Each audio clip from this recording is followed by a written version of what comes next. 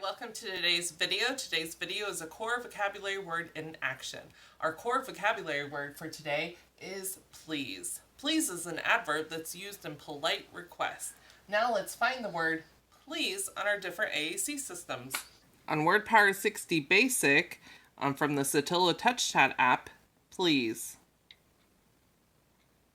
Please. On Lamp Words for Life app from PRC, please. Please. On Snap Core First from Toby Dynavox with the 80 grid, please. Please. Now let's use our word please for different functions of communication. I could protest and reject and say, stop it. Please. Please. I could give a command or direct an action and say, please move it over here.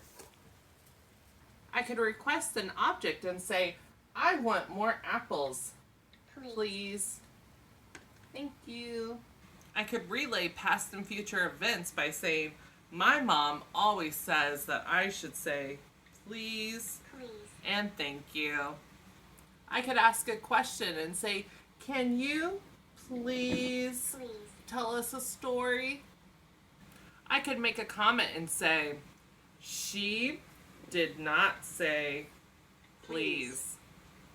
I could express my feelings and say, you make me happy whenever you say please.